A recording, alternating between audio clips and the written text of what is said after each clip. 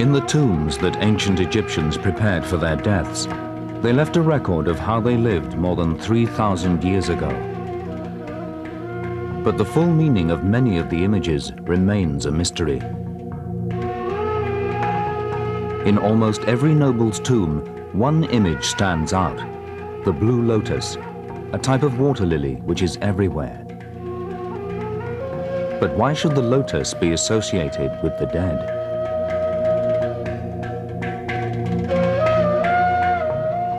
Late in 1999, scientists in Manchester began a series of tests to uncover the secret of the lotus.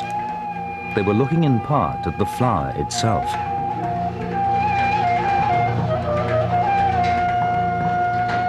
But their tests also had another focus: an ancient Egyptian who would have encountered the lotus.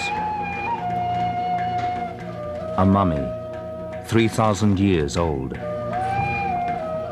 It would turn out that the team would uncover some of the remarkable properties of the lotus and the links between the flower, the afterlife, and sex in ancient Egypt.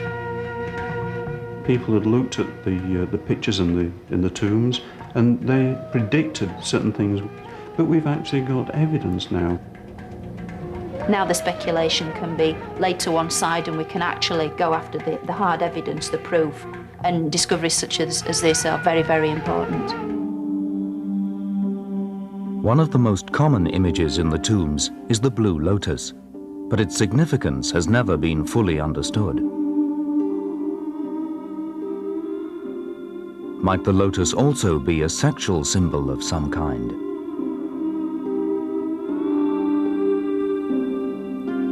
There are hints in the tomb paintings that this is true. Here too, the lotus is often being sniffed.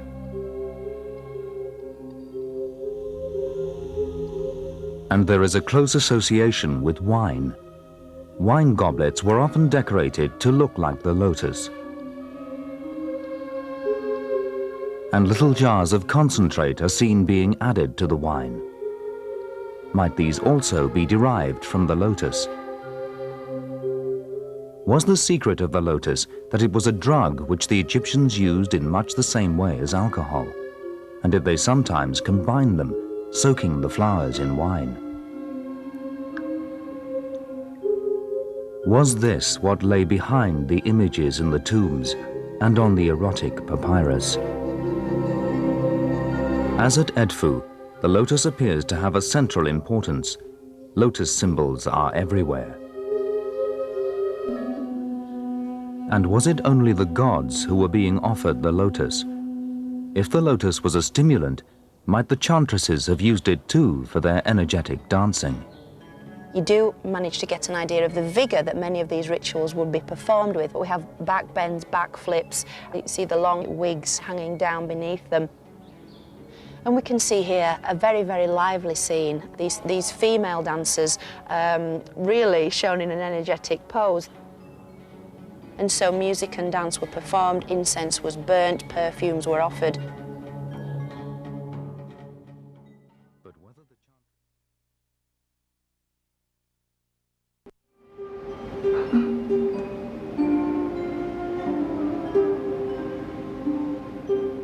Two members of the team, anaesthetist Dave Council and chemist Vic Garner, had now been given samples of Asru's hair and tissue to test. The evidence for drug use in ancient Egypt, on the whole, is controversial, but it would seem unlikely to me that if the ancient Egyptians had access to these powerful plant drugs, that they wouldn't have used them. But which plants might they have used? The team planned to take advantage of the newest technology to try to find out. Asru's samples were to be analyzed using an extremely sensitive form of mass spectroscopy, which breaks the sample down into the molecules it contains. We've had a look at this sample of hair. The test requires only a minute specimen. This is the Asru hair and scalp sample. There's some very fine pieces of hair in there. The team looked at various types of her tissue and at individual hairs. This is a forensic test which Vic Garner's lab has been using to detect drugs in samples provided by the police. Asru is the first mummy that he screened. And her samples revealed an enormous range of substances, from plant oils to henna, with some chemicals still to be identified. And we found lots of compounds in there, but none of these narcotic compounds. It is possible that we may find compounds that may arise from plant material as well, and that's what's going on at the moment. Asru appeared free of any known narcotics. But perhaps if the Blue Lotus was being consumed, it actually contained something else. The time had come to take a closer look at what was really in the flower.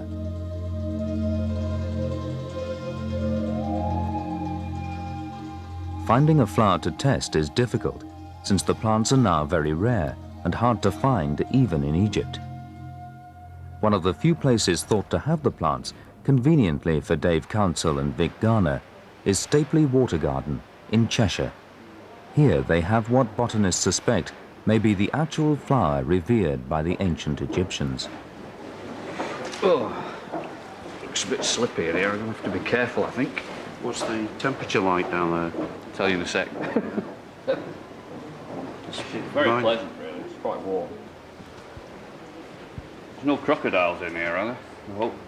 Might be cryptosporidium, but... You're going to pass me the secateurs. Thanks. So shall we take these two then? Yes, but don't touch the petals. If you hold the stem carefully. 25 years ago, American researchers thought they had detected a form of narcotic, an alkaloid, in the lotus, but that work has never been repeated. I've never got to sniff a fresh one, so I think this is about as fresh as it gets. So. It's quite a nice fragrance, actually. It's very nice. The Blue Lotus obviously contains something in there. It must be something more than just the appearance of the flower. It must be perfume. It may be that there's some material in there that has a physiological effect. They decided to test both the chemicals found in the flower itself and in the flower's perfume. They were looking for any substance which could give the flower the effects of a drug. What they actually found was completely unexpected.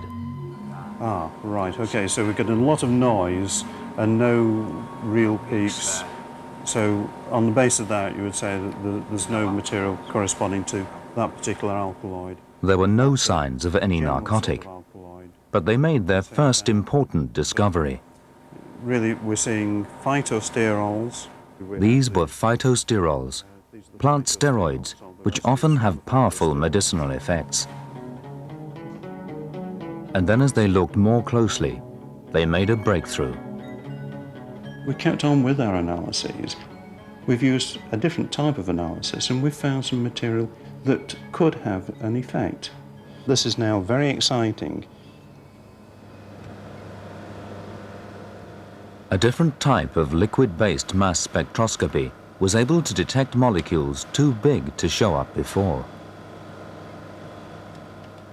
What they found were substances called bioflavonoids. Combing the literature, they looked for other plants with a similar chemical makeup, and it was the 3 bioflavonoids which proved the key. They're very common in the plant kingdom. They're responsible for a lot of colours and so forth, but they also occur in a lot of preparations that are used to this day, like ginseng and also ginkgo biloba.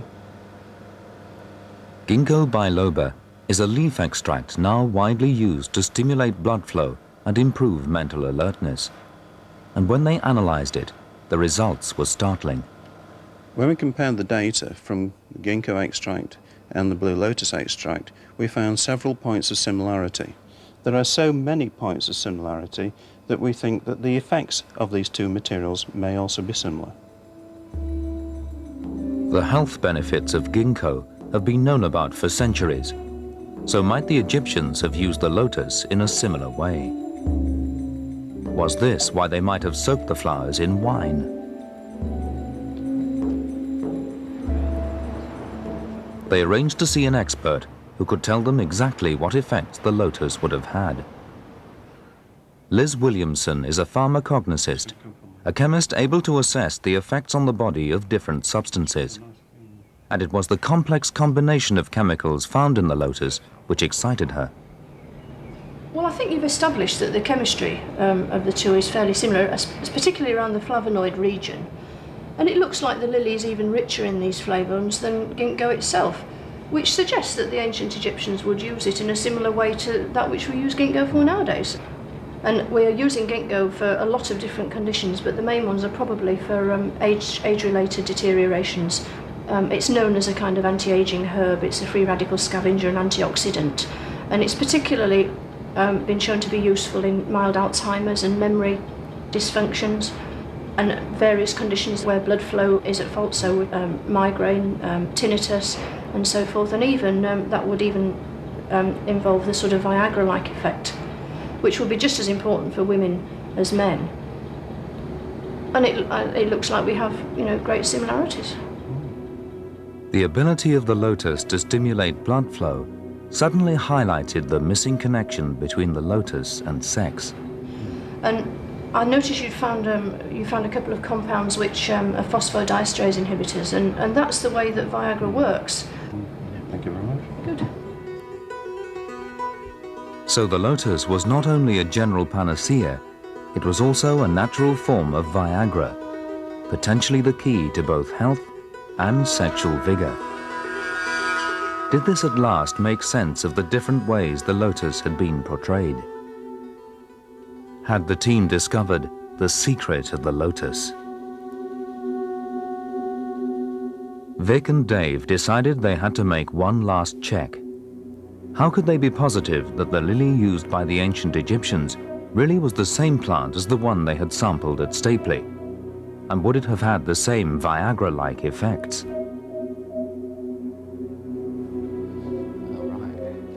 At Kew Gardens, in addition to their collection of modern water lilies, they also have priceless samples of the Egyptian blue lotus itself, dating back to the pharaohs. They agreed that Vic and Dave could take a sample. The ones that we've been looking at. Much rounder, isn't it? Much rounder. In Kew's underground archive are thousands of dried specimens collected from all over the world. Egyptian specialist Nigel Hepper led them to flowers and wreaths which had come from Egyptian tombs. One with the blue water lily. There's not much doubt about that, is there? No, it's been taken off the one underneath and The remounted. petals are absolutely exact. That's from the coffin of Ramses II. Back in the lab, they could now check if the flower of the pharaohs really had the same chemical fingerprint as the modern plant they'd tested. You think you got enough there for the experiment? Yeah, I can get good results out of 1 milligram of sample. You can get any results, that would be very useful. And when they compared the ancient petal from Kew with the modern petal from Stapley, even they were surprised at the match. This is the trace for the Stapley petal, the modern petal. This is the trace from the Kew petal, the old petal, 2,000 years old. And what we're looking at here is the profile of the phytosterols. And look how similar the profiles are. 2,000 years different, and yet the profiles of these phytosterols, these biologically important materials, are practically identical.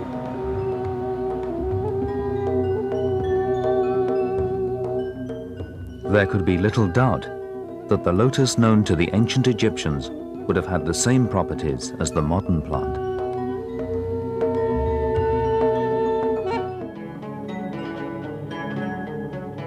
It's a very interesting discovery and does have significant ramifications in our understanding of why the ancient Egyptians used the lotus, the image of the lotus, so frequently. And it's interesting now to point to something and say this is obviously where it began. This is one of the means by which they made themselves happy.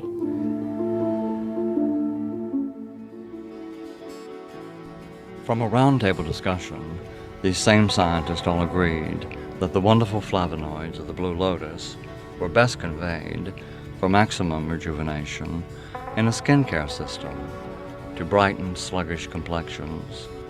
And now, presenting the Blue Lotus flavonoid, cell therapy skincare.